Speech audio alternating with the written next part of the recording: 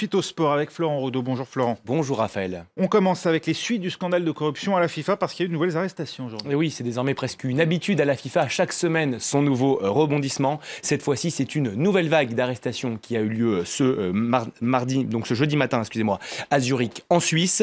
Elle visait notamment, vous les voyez à l'antenne, 2 vice-présidents et membres du comité exécutif de la FIFA. J'ai nommé le Paraguayen Juan Angel Naput, président de la Confédération sud-américaine, et le Hondurien Awit Banegas, président par intérim de la CONCACAF. Les 2 dirigeants soupçonnés de corruption et de blanchiment d'argent auraient accepté des pots de vin à hauteur de plusieurs millions de dollars. L'opération menée ce matin à la demande de la justice américaine intervient 6 mois après le premier coup de filet d'envergure dans cette affaire. En parallèle avait lieu donc un comité exécutif de la FIFA, l'occasion pour le président par intérim Issa Hayatou de dévoiler les réformes censées redonner un nouveau souffle à l'instance internationale du football. On fait le point en images avec Ethan Hadji.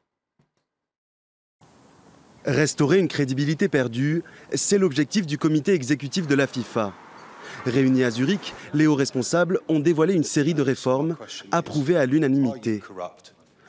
Mesure phare de cette feuille de route, la limitation des mandats à 12 ans, ce qui correspond à 3 mandats cumulés au maximum pour le président et les membres du comité. En revanche, les candidatures ne seront soumises à aucune limitation d'âge. La commission actuelle de 25 membres va être transformée en un conseil de surveillance composé de 36 recrues, avec pour mission d'assurer la transparence des salaires, notamment par des contrôles d'intégrité, et de garantir l'équité entre hommes et femmes.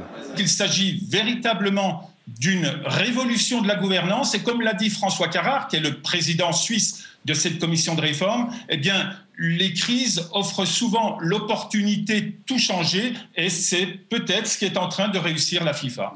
Ce programme ambitieux de réforme doit encore être soumis au vote des 209 fédérations. Verdict le 26 février prochain, lors du congrès extraordinaire de la FIFA. On reparle de l'affaire du chantage présumé à la sextape dont Cassukor est subi. Il faut employer le conditionnel dans cette affaire, Mathieu Valbuena.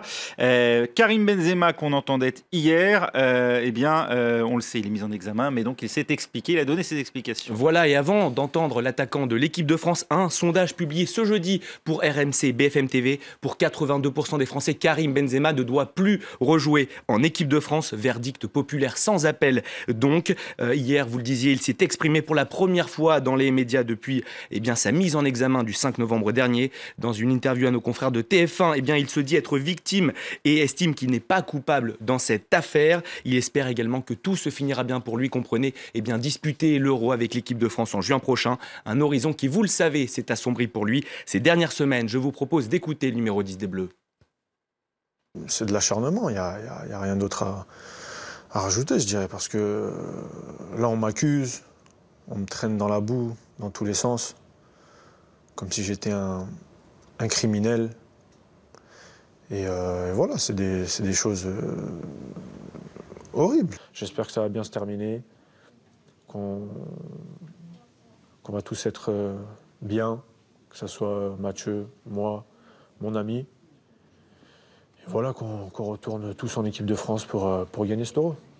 Football toujours, mais cette fois sur le terrain avec la 16e journée de Ligue 1. Une 16e journée marquée par le réveil des mal classés, à commencer par Toulouse qui s'impose 3-0 sur la pelouse de Troyes. À l'image, vous allez le voir, son gardien Alban Lafont, seulement 16 ans et toujours invaincu en 2 matchs de Ligue 1. Une défaite qui scelle également le sort de Jean-Marc Furlan, démissionnaire ce jeudi du club de Troyes. Frédéric Antonetti signe lui sa première victoire à la tête du LOSC. Succès 1-0 des Lillois face au Verts de Saint-Etienne. L'unique but de la rencontre est l'œuvre de Yacine Benzia d'une superbe reprise de volée. Dans les autres matchs, vous découvrez les tableaux. Reims, Bastia et le Gazélec Ajaccio s'imposent et se donnent un peu d'air au classement. En revanche, Bordeaux continue sa descente aux enfers avec une 3e défaite consécutive. Les hommes de Willy Sagnol occupent, écoutez bien, une 17e place, évidemment indigne de leur statut. Ce soir, c'est l'épilogue de cette 16e journée avec le choc Rennes-Marseille. Le résultat dans l'édition de 23h15, Raphaël. Voilà, et puis ça fera des malheureux, mais on n'aura pas le temps malheureusement de parler de rugby. Merci beaucoup. On en parlera après. Voilà, on vous retrouve dans le courant de cette soirée, Florent. Restez avec nous. Tout de suite la météo. On se retrouve juste après pour la suite de Paris Direct.